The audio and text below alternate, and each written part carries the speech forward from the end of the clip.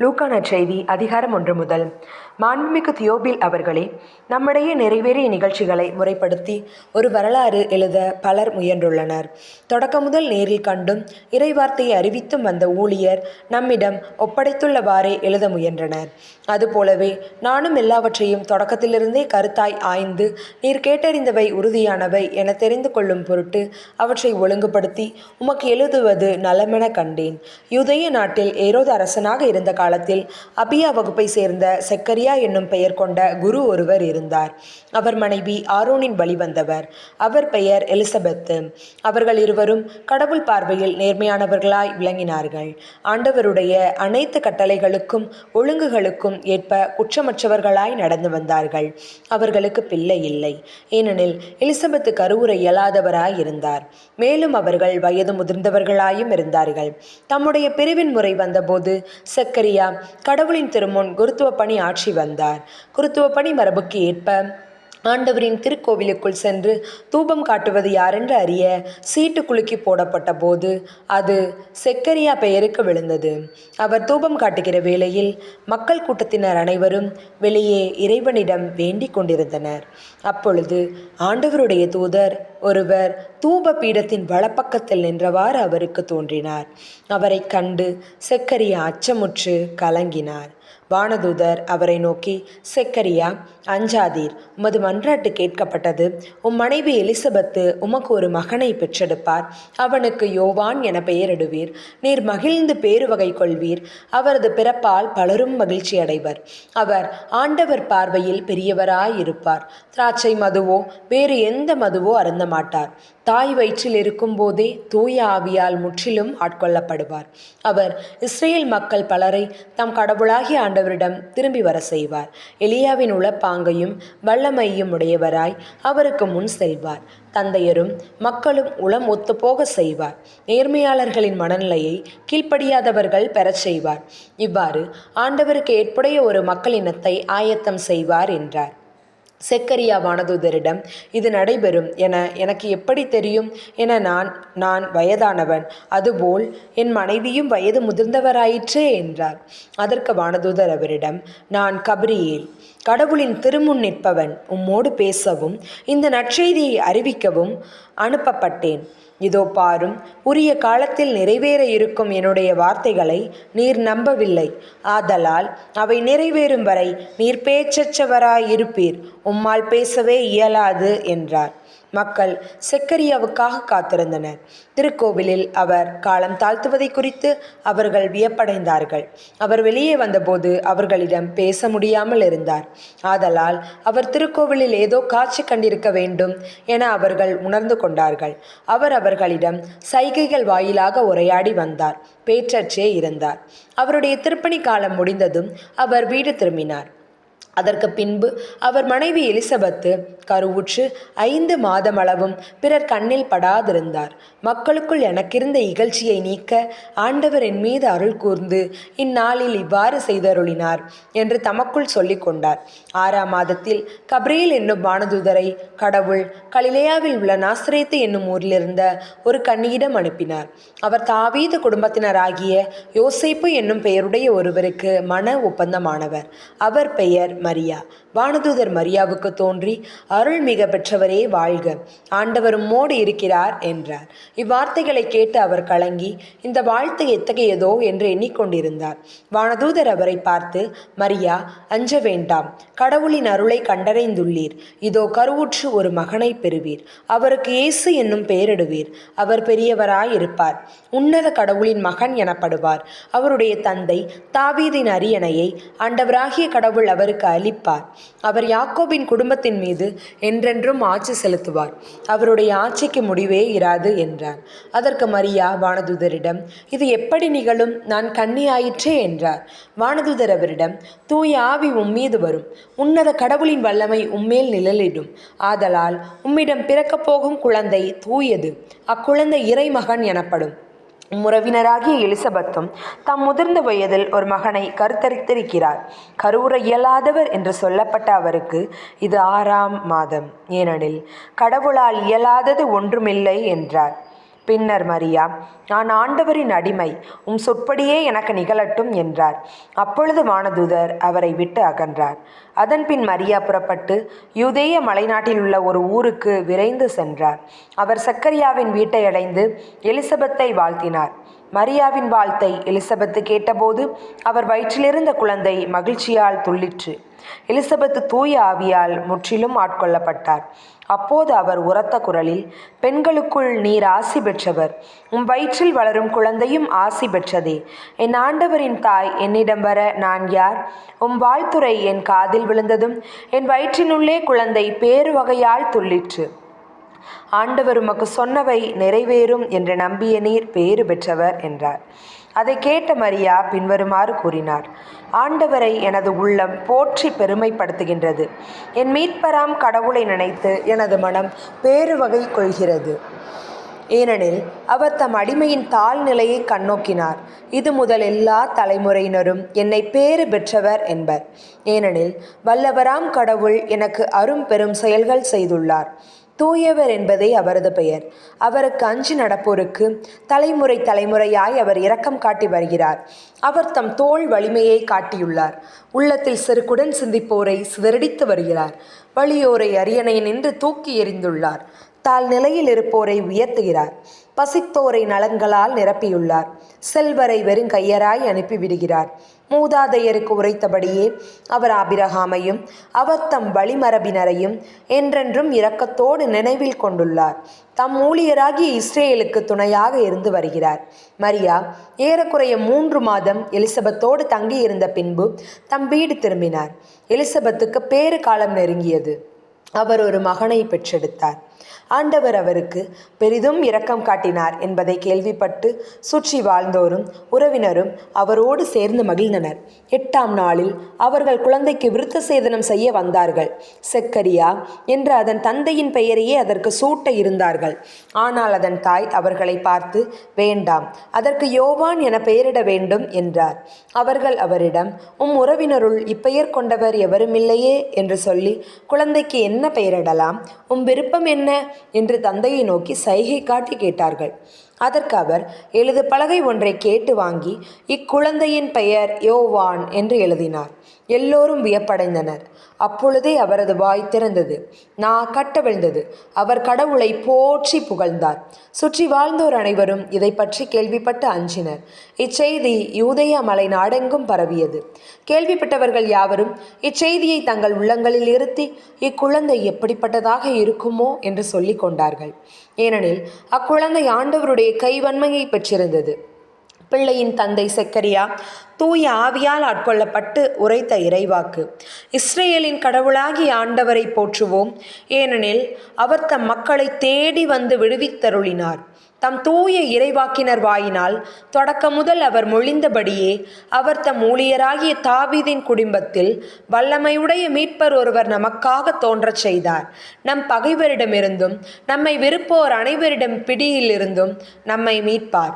அவர் நம் மூதாதையருக்கு இரக்கம் காட்டி தமது தூய உடன்படிக்கையையும் நம் தந்தையாகிய ஆபிரகாமுக்கு அவரிட்ட ஆணையையும் நிறைவேற்ற நினைவு கூர்ந்தார்.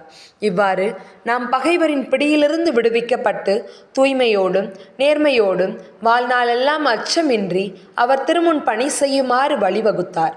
குழந்தாய், நீ உன்னத கடவுளின் இறைவாக்கினர் எனப்படுவாய். ஏனெனில் பாவ மன்னிப்பால் வரும் மீட்பை அவர் தம் மக்களுக்கு அறிவித்து ஆண்டவருக்கான வழியை செம்மைப்படுத்த அவர் முன்னே செல்வாய். இருளிலும் இறப்பின் பிடியிலும் இருப்போருக்கு ஒளி தரவும் நம்முடைய கால்களை அமைதி வழியில் நடக்கச் செய்யவும் நம் கடவுளின் பரிவுள்ளத்தாலும் இரக்கத்தாலும் விண்ணிலிருந்து விடியல் நம்மை தேடி வருகிறது. குழந்தையாயிருந்த யோவான் வளர்ந்து மன வலிமை பெற்றார். இஸ்ரேல் மக்களுக்கு தம்மை வெளிப்படுத்தும் காலம் வரை அவர் பாலை நிலத்தில் வாழ்ந்து வந்தார். அக்காலத்தில் அகுஸ்து சீசர் தம் பேரரசு முழுவதும் மக்கள் தொகையை கணக்கிடுமாறு கட்டளை பிறப்பித்தார். அதன்படி சிறிய நாட்டில் குரேனியு என்பவர் ஆளுநராயிருந்தபோது முதன்முறையாக மக்கள் தொகை கணக்கிடப்பட்டது. தம் பெயரை பதிவு செய்ய அனைவரும் அவரவர் ஊருக்கு சென்றனர். தாவீதின் வழிமரபினரான யோசேப்பும் தமக்கு மன ஒப்பந்தமான மரியாவோடு பெயரை பதிவு செய்ய கலிலேயாவில் உள்ள நாசரேத்து ஊரிலிருந்து யூதேயாவில் உள்ள பெத்லகேம் என்ற தாவீதின் ஊருக்கு சென்றார். மரியா கருவுற்றிருந்தார். அவர்கள் அங்கு இருந்தபோது மரியாவுக்கு பேறுகாலம் வந்தது. அவர் தம் தலைமகனை பெற்றெடுத்தார். விடுதியில் அவர்களுக்கு இடம் கிடைக்கவில்லை. எனவே பிள்ளையை துணிகளில் பொதிந்து தீவன தொட்டியில் கிடத்தினர். அப்பொழுது அப்பகுதியில் உள்ள வயல்வெளியில் இடையர்கள் தங்கி இரவெல்லாம் தங்கள் கிடையை காவல் காத்து கொண்டிருந்தார்கள். திடீரென்று ஆண்டவருடைய தூதர் அவர்கள் முன் வந்து நின்றபோது ஆண்டவரின் மாட்சி அவர்களை சுற்றி ஒளிர்ந்தது. மிகுந்த அச்சம் அவர்களை ஆட்கொண்டது. வானதூதர் அவர்களிடம், அஞ்சாதீர்கள், இதோ எல்லா மக்களுக்கும் பெருமகிழ்ச்சியூட்டும் நற்செய்தியை உங்களுக்கு அறிவிக்கிறேன். இன்று ஆண்டவராகிய மெஸ்ஸியா என்னும் மீட்பர் உங்களுக்காக தாவீதின் ஊரில் பிறந்திருக்கிறார். குழந்தையை துணிகளில் சுற்றி தீவன தொட்டியில் கிடத்தியிருப்பதை காண்பீர்கள். இதுவே உங்களுக்கு அடையாளம் என்றார். உடனே விண்ணக தூதர் பேரணி அந்த தூதருடன் சேர்ந்து, உன்னதத்தில் கடவுளுக்கு மாட்சி உரித்தாகுக, உலகில் அவருக்கு உகந்தோருக்கு அமைதி உண்டாகுக என்று கடவுளை புகழ்ந்தது. வானதூதர் அவர்களை விட்டு விண்ணகம் சென்ற பின்பு இடையர்கள் ஒருவரை ஒருவர் நோக்கி, வாருங்கள், நாம் பெத்லகேமுக்கு போய் ஆண்டவர் நமக்கு அறிவித்திருக்கிற இந்த நிகழ்ச்சியை பார்ப்போம் என்று சொல்லிக்கொண்டு விரைந்து சென்று மரியாவையும் யோசேப்பையும் தீவன தொட்டியில் கிடத்தியிருந்த குழந்தையையும் கண்டார்கள். பின்பு அந்த குழந்தையை பற்றி தங்களுக்கு சொல்லப்பட்ட செய்தியை தெரிவித்தார்கள். அதை கேட்ட யாவரும் இடையர்கள் தங்களுக்கு சொன்னவற்றை குறித்து வியப்படைந்தனர். ஆனால் மரியா இந்நிகழ்ச்சிகளை எல்லாம் தம் உள்ளத்தில் நிறுத்தி சிந்தித்து கொண்டிருந்தார். இடையர்கள் தாங்கள் கேட்டவை கண்டவை அனைத்தையும் குறித்து கடவுளை போற்றி புகழ்ந்து பாடிக்கொண்டே திரும்பி சென்றார்கள். அவர்களுக்கு சொல்லப்பட்டவாறு எல்லாம் நிகழ்ந்திருந்தது. குழந்தைக்கு செய்ய வேண்டிய விருத்த சேதனம் செய்ய வேண்டிய 8ஆம் நாள் வந்தது. தாயின் வயிற்றில் உருவாகும் முன்பே வானதுதர் சொல்லியிருந்தவாது அதற்கு இயேசு என்று பெயரிட்டார்கள். மோசையின் சட்டப்படி தூய்மை சடங்கை நிறைவேற்ற வேண்டிய நாள் வந்தபோது குழந்தையை ஆண்டவருக்கு அர்ப்பணிக்க அவர்கள் எருசலேமுக்கு கொண்டு சென்றார்கள். ஏனெனில் ஆண் தலைப்பேறு அனைத்தும் ஆண்டவருக்கு அர்ப்பணிக்கப்படும் என்று அவருடைய திருச்சட்டத்தில் எழுதியுள்ளது. அச்சட்டத்தில் கூறியுள்ளவாறு ஒரு ஜோடி மாடப்புறாக்கள் அல்லது 2 புறா குஞ்சுகளை அவர்கள் பலியாக கொடுக்க வேண்டியிருந்தது. அப்போது எருசலேமில் சிமியோன் என்பவர் இருந்தார். அவர் நேர்மையானவர், இறைப்பற்று கொண்டவர், இஸ்ரேலுக்கு வாக்களிக்கப்பட்ட ஆறுதலை எதிர்பார்த்து இருந்தவர். தூய ஆவியை அவர் பெற்றிருந்தார். ஆண்டவருடைய மெஸ்ஸியாவை காணும் முன் அவர் சாகப் போவதில்லை என்று தூய ஆவியால் உணர்த்தப்பட்டிருந்தார். அந்த ஆவியின் தூண்டுதலால் அவர் கோவிலுக்கு வந்திருந்தார். திருச்சட்ட வழக்கத்திற்கு ஏற்ப செய்ய வேண்டியதை குழந்தை இயேசுவுக்கு செய்து முடிக்க பெற்றோர் அதனை உள்ளே கொண்டு வந்தபோது சிமியோன் குழந்தையை கையில் ஏந்தி கடவுளை போற்றி, ஆண்டவரே, உமது சொற்படி உம் அடியான் என்னை இப்போது அமைதியுடன் போக செய்கிறீர். ஏனெனில் மக்கள் அனைவரும் காணுமாறு நீர் ஏற்பாடு செய்துள்ள உமது மீட்பை என் கண்கள் கண்டு கொண்டன. இம்மீட்பே பிற இனத்தாருக்கு வெளிப்பாடு அருளும் ஒளி. இதுவே உம் மக்களாகிய இஸ்ரேலுக்கு பெருமை என்றார். குழந்தையை குறித்து கூறியவை பற்றி அதன் தந்தையையும் தாயும் வியப்புற்றனர். சிமியோன் அவர்களுக்கு ஆசி கூறி அதன் தாயாகிய மரியாவை நோக்கி, இதோ இக்குழந்தை இஸ்ரேல் மக்களுள் பலரின் வீழ்ச்சிக்கும் எழுச்சிக்கும் காரணமாக இருக்கும், எதிர்க்கப்படும் அடையாளமாகவும் இருக்கும். இவ்வாறு பலருடைய மறைவான எண்ணங்கள் வெளிப்படும். உமது உள்ளத்தையும் ஒரு வாள் ஊடுருவி பாயும் என்றார். ஆசேர் குலத்தை சேர்ந்த பானுவேலின் மகளாகிய அன்னா என்னும் இறைவாக்கினர் ஒருவர் இருந்தார். அவர் வயது முதிர்ந்தவர். மணமாகி 7 ஆண்டுகள் கணவரோடு வாழ்ந்த பின் கைம்பெண் ஆனவர். அவருக்கு வயது 84. அவர் கோவிலை விட்டு நீங்காமல் நோன்பிருந்து மன்றாடி அல்லும் பகலும் திருப்பணி செய்து வந்தார். அவரும் அந்நேரத்தில் அங்கு வந்து கடவுளை புகழ்ந்து எருசலேமின் மீட்புக்காக காத்திருந்த எல்லோரிடமும் அக்குழந்தையை பற்றி பேசினார். ஆண்டவருடைய திருச்சட்டப்படி எல்லாவற்றையும் செய்து முடித்த பின்பு அவர்கள் கலிலேயாவில் உள்ள தங்கள் ஊராகிய நாசரேத்துக்கு திரும்பி சென்றார்கள். குழந்தையும் வளர்ந்து வலிமை பெற்று ஞானத்தால் நிறைந்து கடவுளுக்கு உகந்ததாய் இருந்தது. ஆண்டுதோறும் இயேசுவின் பெற்றோர் பாஸ்கா விழாவை கொண்டாட எருசலேமுக்கு போவார்கள். இயேசுவுக்கு 12 வயது ஆனபோது வழக்கப்படி விழாவை கொண்டாட எருசலேம் சென்றனர். விழா நாட்கள் முடிந்து அவர்கள் திரும்பிய போது சிறுவன் இயேசு எருசலேமில் தங்கிவிட்டார். அது அவருடைய பெற்றோருக்கு தெரியாது. முடியாது. பயணிகள் கூட்டத்தில் அவர் இருப்பார் என்று எண்ணினர். ஒரு நாள் பயணம் முடிந்த பின் உறவினரிடையேயும் அறிமுகமானவர்களிடையேயும் அவரை தேடினர். அவரை காணாததால் அவரை தேடிக்கொண்டு எருசலேமுக்கு திரும்பிச் சென்றார்கள். 3 நாட்களுக்கு பின் அவரை கோவிலில் கண்டார்கள். அங்கே அவர் போதகர்கள் நடுவில் அமர்ந்து அவர்கள் சொல்வதை கேட்டுக்கொண்டும் அவர்களிடம் கேள்விகளை எழுப்பிக் கொண்டும் இருந்தார். அவற்றை கேட்ட அனைவரும் அவருடைய புரிந்து கொள்ளும் திறனையும் அவர் அளித்த பதில்களையும் கண்டு மலைத்து போயினர். அவருடைய பெற்றோரும் அவரை கண்டு வியப்பில் ஆழ்ந்தனர். அப்பொழுது அவருடைய தாய் அவரை நோக்கி, மகனே, ஏன் இப்படி செய்தாய்? இதோ பார், உன் தந்தையும் நானும் உன்னை மிகுந்த கவலையோடு தேடிக்கொண்டிருந்தோமே என்றார். அவர் அவர்களிடம், நீங்கள் ஏன் என்னை தேடினீர்கள்? நான் என் தந்தையின் அலுவல்களில் ஈடுபட்டிருக்க வேண்டும் என்பது உங்களுக்கு தெரியாதா என்றார். அவர் சொன்னதை அவர்கள் புரிந்து கொள்ளவில்லை.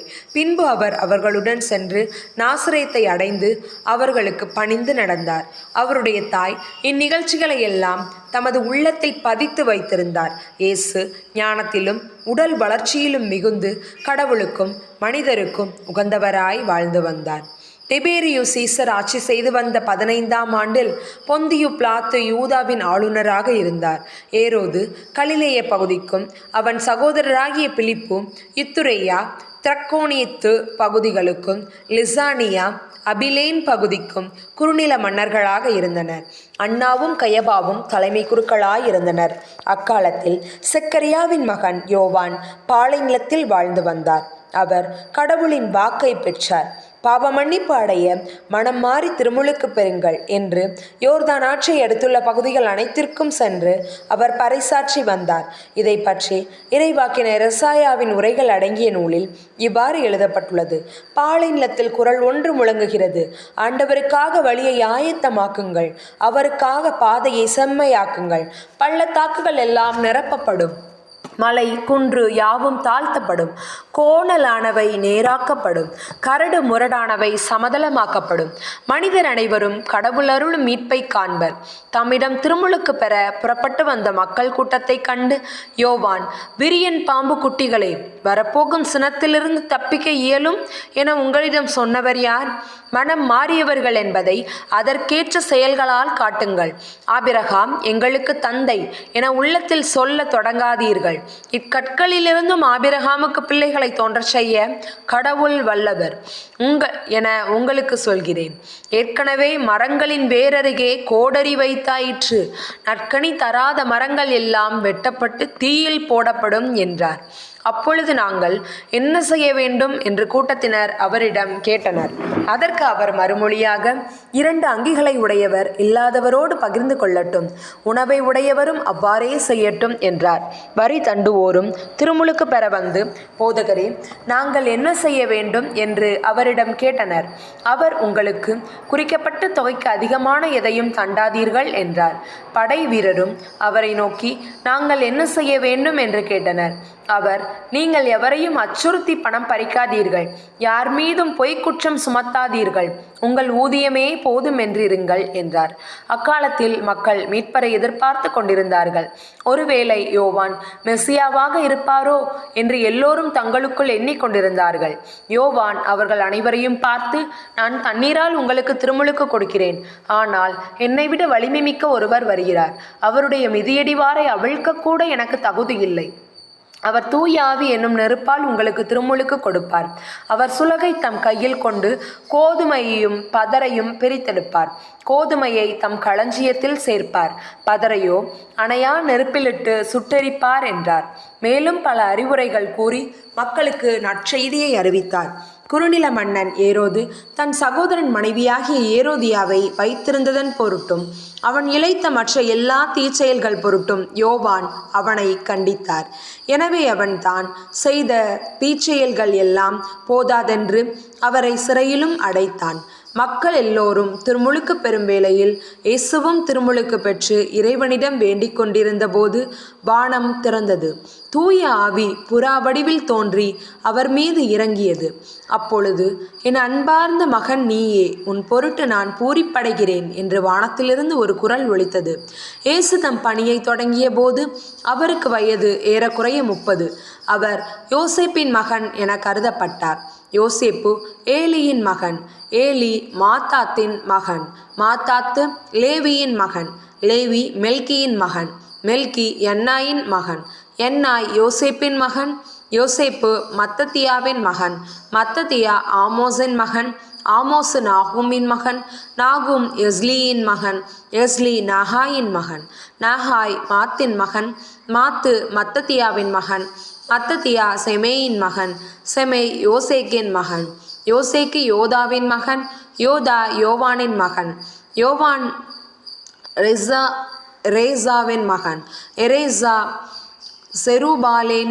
செருபாபேலின் மகன், செருபாபேல் செயஸ்தியேலின் மகன், செயஸ்தியேல் நேரியின் மகன், நேரி மெல்கியின் மகன், மெல்கி அத்தியின் மகன், அத்தி கோசாமின் மகன், கோசாம் எல்மதாமின் மகன், எல்மதாம் ஏரியின் மகன், ஏர் ஏசுவின் மகன், ஏசு எலியேசரின் மகன், எலியேசர் யோரிமின் மகன், யோரிம் மத்தத்தாத்தின் மகன், மத்தத்தாத்து லேவியின் மகன், லேவி சிமியோனின் மகன், சிமியோன் யூதாவின் மகன், யூதா யோசேப்பின் மகன், யோசேப்பு யோனாமின் மகன், யோனாம் எலியாக்கிமின் மகன், எலியாக்கிம் மெலேயாவின் மகன், மெலேயா மென்னாவின் மகன், மென்னா மத்தத்தாவின் மகன், மத்தத்தா நாத்தானின் மகன், நாத்தான் தாவீதின் மகன், தாவீது ஈசாயின் மகன், ஈசாய் ஒபேதின் மகன், ஒபேது போவாசின் மகன், போவாசு சாலாவின் மகன், சாலா நகசோனின் மகன், நகசோன் அம்மினதாபின் மகன், அம்மினதாபு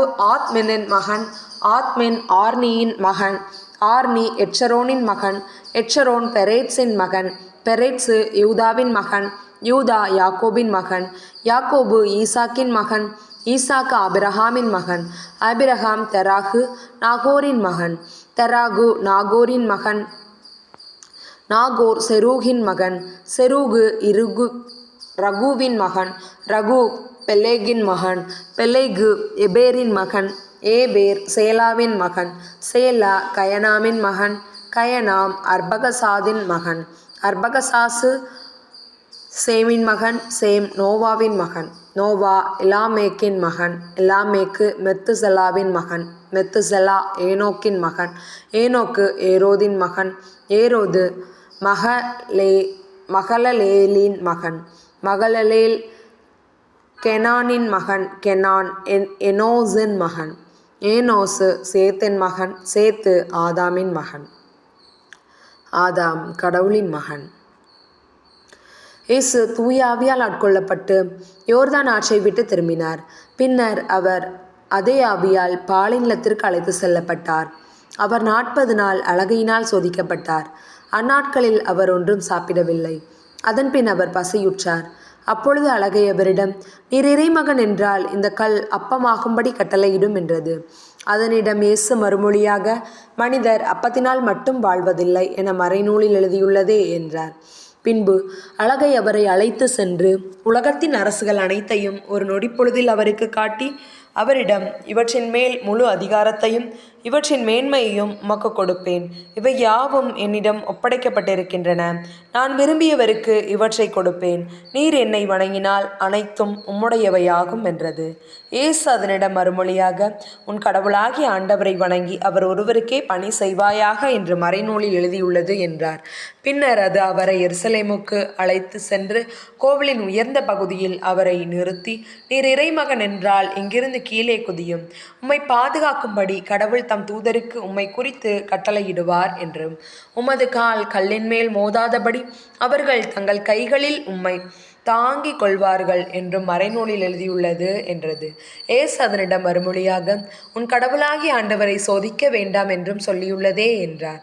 அலகை சோதனைகள் அனைத்தையும் முடித்த பின்பு ஏற்ற காலம் வரும் வரை அவரை விட்டு அகன்றது. பின்பு இயேசு தூய ஆவியின் வல்லமை உடையவராய் கலிலேயாவுக்கு திரும்பி போனார். அவரை பற்றிய பேச்சு சுற்றுப்புறம் எங்கும் பரவியது. அவர் அவர்களுடைய தொழுகை கூடங்களில் கற்பித்து வந்தார். எல்லோரும் அவரை பற்றி பெருமையாக பேசினர். இயேசு தாம் வளர்ந்த ஊராகிய நாசரேத்துக்கு வந்தார். தமது வழக்கத்தின்படி ஓய்வு நாளில் தொழுகை கூடத்திற்கு சென்று வாசிக்க எழுந்தார். இறைவாக்கினர் எசாயாவின் சுருளேடு அவரிடம் கொடுக்கப்பட்டது. அவர் அதை பிரித்தபோது கண்ட பகுதியில் இவ்வாறு எழுதியிருந்தது: ஆண்டவருடைய ஆவி என்மேல் உள்ளது, ஏனெனில் அவர் எனக்கு அருள் பொழிவு செய்துள்ளார். ஏழைகளுக்கு நற்செய்தியை அறிவிக்கவும், சிறைப்பட்டோர் விடுதலை அடைவர், பார்வையற்றோர் பார்வை பெறுவர் என முழக்கமிடவும், ஒடுக்கப்பட்டோரை விடுதலை செய்து அனுப்பவும், ஆண்டவர் அருள் தரும் ஆண்டினை முழக்கமிட்டு அறிவிக்கவும் அவர் என்னை அனுப்பியுள்ளார். பின்னர் அந்த ஏட்டை சுருட்டி ஏவலரிடம் கொடுத்துவிட்டு அமர்ந்தார். தொழுகை கூடத்தில் இருந்தவர்களின் கண்கள் அனைத்தும் அவரையே உற்று நோக்கி இருந்தன. அப்பொழுது அவர் அவர்களை நோக்கி, நீங்கள் கேட்ட இந்த மறைநூல் வாக்கு இன்று நிறைவேறிற்று என்றார். அவர் வாயிலிருந்து வந்த அருள்மொழிகளை கேட்டு வியப்புற்று, இவர் யோசேப்பின் மகன் அல்லவா என்று கூறி எல்லோரும் அவரை பாராட்டினர். அவர் அவர்களிடம், நீங்கள் என்னிடம், மருத்துவரே, உம்மையே நீர் குணமாக்கி கொள்ளும் என்னும் பணமொழியை சொல்லி கப்பர்நாகுமில் நீர் செய்ததாக நாங்கள் கேள்விப்பட்டவற்றை எல்லாம் உம் சொந்த ஊராகிய இவ்விடத்திலும் செய்யும் என கண்டிப்பாய் கூறுவீர்கள். ஆனால் நான் உறுதியாக உங்களுக்கு சொல்கிறேன், இறைவாக்கினர் எவரும் தம் சொந்த ஊரில் ஏற்றுக்கொள்ளப்படுவதில்லை. உண்மையாக நான் உங்களுக்கு சொல்கிறேன், எலியாவின் காலத்தில் 3½ ஆண்டுகளாக வானம் பொய்த்தது, நாடெங்கும் பெரும் பஞ்சம் உண்டானது. அக்காலத்தில் இஸ்ரேலரிடையே கைம்பெண்கள் பலர் இருந்தனர். ஆயினும் அவர்களுள் எவரிடமும் எலியா அனுப்பப்படவில்லை. சீதோனை சேர்ந்த சாரிபாத்தில் வாழ்ந்த ஒரு கைம்பெண்ணிடமே அனுப்பப்பட்டார். மேலும் இறைவாக்கினர் எலிசாவின் காலத்தில் இஸ்ரேலரிடையே தொழு நோயாளர்கள் பலர் இருந்தனர். ஆயினும் அவர்களுள் எவருக்கும் நோய் நீங்கவில்லை. சிரியாவை சேர்ந்த நாமானுக்கே நோய் நீங்கியது என்றார். தொழுகை கூடத்தில் இருந்த யாவரும் இவற்றை கேட்டபோது சீற்றம் கொண்டனர். அவர்கள் எழுந்து அவரை ஊருக்கு வெளியே துரத்தி அவ்வூரில் அமைந்திருந்த மலை உச்சியிலிருந்து கீழே தள்ளிவிட இழுத்து சென்றனர். அவர் அவர்கள் நடுவே நடந்து சென்று அங்கிருந்து போய்விட்டார். பின்பு இயேசு கலிலேயாவில் உள்ள கப்பர்நாகும் ஊருக்கு சென்று ஓய்வு நாட்களில் மக்களுக்கு கற்பித்து வந்தார். அவருடைய போதனையை குறித்து அவர்கள் வியப்பில் ஆழ்ந்தார்கள். ஏனெனில் அவர் அதிகாரத்தோடு கற்பித்தார். தொழுகை கூடத்தில் தீய ஆவியான பேய் பிடித்திருந்த ஒருவர் இருந்தார். அவரை பிடித்திருந்த பேய், ஐயோ, நாசரேத்து இயேசுவே, உமக்கு இங்கு என்ன வேலை? எங்களை ஒழித்துவிடவா வந்தீர்? நீர் யார் என எங்களுக்கு தெரியும். நீர் கடவுளுக்கு அர்ப்பணமானவர் என்று உரத்த குரலில் கத்தியது. வாயை மூடு, இவரை விட்டு வெளியே போ என்று இயேசு அதனை அதட்டினார். அப்பொழுது பேய் பிடித்தவரை அவர்கள் நடுவே விழச் செய்து அவருக்கு ஒரு தீங்கும் இழைக்காமல் பேய் அவரை விட்டு வெளியேறிற்று. எல்லோரும் திகைப்படைந்து, எப்படி பேசுகிறார் பாருங்கள், அதிகாரத்தோடும் வல்லமையோடும் தீய ஆவிகளுக்கு கட்டளையிடுகிறார், அவையும் போய்விடுகின்றனவே என்று ஒருவரோடு ஒருவர் பேசிக்கொண்டனர். அவரை பற்றிய பேச்சு சுற்றுப்புறமெங்கும் பரவியது. பின்பு இயேசு தொழுகை கூடத்தை விட்டு சீமோன் வீட்டுக்குள் சென்றார். சீமோனின் மாமியார் கடும் காய்ச்சலால் துன்புற்ற நிலையில் இருந்தார். அவர்கள் அவருக்காக இயேசுவிடம் வேண்டினார்கள். இயேசு அவர் அருகில் நின்று காய்ச்சலை கடிந்து கொள்ள அது அவரை விட்டு நீங்கிற்று. உடனே அவர் எழுந்து அவர்களுக்கு பணிவிடை செய்தார். கதிரவன் மறையும் நேரத்தில் எல்லோரும் தங்களிடையே பற்பல பிணிகளால் நலம் குன்றி இருந்தோரை அவரிடம் கூட்டி வந்தார்கள். அவர் ஒவ்வொருவர் மேலும் தம் கைகளை வைத்து அவர்களை குணமாக்கினார். பேய்களும் நீர் இறைமகன் என்று கத்திக்கொண்டே பலரிடமிருந்து வெளியேறின. அவர் மெஸ்ஸியா என்று பேய்கள் அறிந்திருந்தபடியால் அவர் அவற்றை அதட்டி பேசவிடாமல் தடுத்தார். பொழுது விடியும் வேளையில் இயேசு தனிமையான ஒரு இடத்திற்கு புறப்பட்டு சென்றார். திரளான மக்கள் அவரை தேடி சென்றனர். அவரிடம் வந்து சேர்ந்ததும் தங்களை விட்டு போகாதவாறு அவரை தடுத்து நிறுத்த பார்த்தனர். அவரோ அவர்களிடம், நான் மற்ற ஊர்களிலும் இறையாட்சியை பற்றி நற்செய்தி அறிவிக்க வேண்டும், இதற்காகவே நான் அனுப்பப்பட்டிருக்கிறேன் என்று சொன்னார். பின்பு அவர் யூதேயாவில் உள்ள தொழுகை கூடங்களில் நற்செய்தியை பறைசாற்றி வந்தார். ஒரு நாள் அவர் கெனசரேத்து ஏரிக்கரையில் நின்று கொண்டிருந்தார். திரளான மக்கள் இறை வார்த்தையை கேட்பதற்கு அவரை நெருங்கி கொண்டிருந்தனர். அப்போது ஏரிக்கரையில் 2 படகுகள் நிற்க கண்டார். மீனவர் படகை விட்டு இறங்கி வலைகளை அலசி கொண்டிருந்தனர். அப்படகுகளுள் ஒன்று சீமோனுடையது. அதில் இயேசு ஏறினார். அவர் கரையிலிருந்து அதை சற்றே தள்ளும்படி அவரிடம் கேட்டுக்கொண்டு படகில் அமர்ந்திருந்தவாறே மக்கள் கூட்டத்திற்கு கற்பித்தார். அவர் பேசி முடித்த பின்பு சீமோனை நோக்கி, ஆழத்திற்கு தள்ளி கொண்டு போய் மீன்பிடிக்க உங்கள் வலைகளை போடுங்கள் என்றார். சீமோன் மறுமொழியாக, ஐயா, இரவு முழுவதும் நாங்கள் பாடுபட்டு உழைத்தும் ஒன்றும் கிடைக்கவில்லை. ஆயினும் உமது சொற்படியே வலைகளை போடுகிறேன் என்றார். அப்படியே அவர்கள் செய்து பெருந்திரளான மீன்களை பிடித்தார்கள். வலைகள் கிளியத் தொடங்கவே மற்ற படகிலிருந்த தங்கள் கூட்டாளிகளுக்கு சைகை காட்டி துணைக்கு வருமாறு அழைத்தார்கள். அவர்களும் வந்து 2 படகுகளையும் மீன்களால் நிரப்பினார்கள். அவை மூழ்கும் நிலையில் இருந்தன. இதை கண்ட சீமோன் பேதுரு இயேசுவின் கால்களில் விழுந்து, ஆண்டவரே, நான் பாவி, நீர் என்னை விட்டு போய்விடும் என்றார். அவரும் அவரோடு இருந்த அனைவரும் மிகுதியான மீன்பாட்டை கண்டு திகைப்புற்றனர். சீமோனுடைய பங்காளிகளான செபதேயுவின் மக்கள் யாக்கோபும் யோவானும் அவ்வாறே திகைத்தார்கள். இயேசு சீமோனை நோக்கி, அஞ்சாதே, இது முதல் நீ மனிதரை பிடிப்பவராவாய் என்று சொன்னார். அவர்கள் தங்கள் படகுகளை கரையில் கொண்டு போய் சேர்த்த பின் அனைத்தையும் விட்டுவிட்டு அவரை பின்பற்றினார்கள். இயேசு ஓர் ஊரில் இருந்த பொழுது உடலெல்லாம் தொழுநோயால் பாதிக்கப்பட்டிருந்த ஒருவர் வந்தார். அவர் இயேசுவை கண்டு அவர் காலில் விழுந்து, ஆண்டவரே, நீர் விரும்பினால் எனது நோயை நீக்க உம்மால் முடியும் என்று மன்றாடினார். இயேசு கையை நீட்டி அவரை தொட்டு, நான் விரும்புகிறேன், உமது நோய் நீங்குக என்றார். உடனே தொழுநோய் அவரை விட்டு நீங்கிற்று. இயேசு அவரிடம், இதை யாருக்கும் சொல்ல வேண்டாம். நீர் போய் உம்மை குருவிடம் காட்டி நோய் நீங்கியதற்காக மோசே கட்டளையிட்டுள்ள காணிக்கையை செலுத்தும். நீர் நலமடைந்துள்ளீர் என்பதற்கு அது சான்றாகும் என்று கட்டளையிட்டார். ஆயினும் இயேசுவை பற்றிய செய்தி இன்னும் மிகுதியாக பரவிற்று. அவரது சொல்லை கேட்கவும் தங்கள் நோய்கள் நீங்கி நலம் பெறவும் பெருந்திரளான மக்கள் அவரிடம் கூடி வந்து கொண்டிருந்தார்கள். அவரோ ஆள் நடமாட்டம் இல்லாத இடங்களுக்கு சென்று தனித்திருந்த இறைவனிடம் வேண்டி வந்தார். ஒரு நாள் இயேசு கற்பித்து கொண்டிருந்த பொழுது கலிலேயா, யூதேய பகுதியில் உள்ள எல்லா ஊர்களிலிருந்தும் எருசலேமில் இருந்தும் வந்திருந்த பரிசேயரும் திருச்சட்ட ஆசிரியர்களும் அமர்ந்திருந்தார்கள்.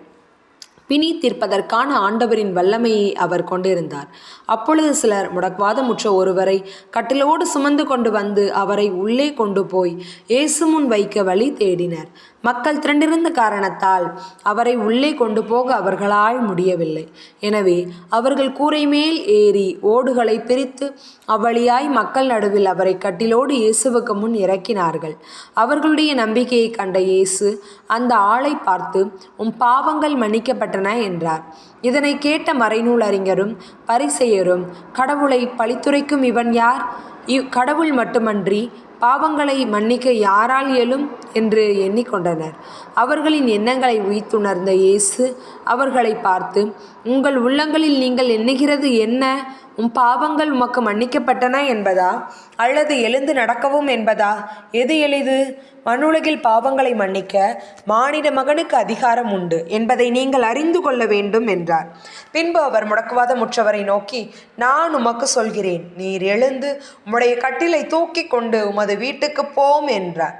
உடனே அவர் அவர்கள் முன்பாக எழுந்து தாம் படுத்திருந்த கட்டிலை தூக்கி கொண்டு கடவுளை போற்றி புகழ்ந்தவாறே தமது வீட்டிற்கு போனார்.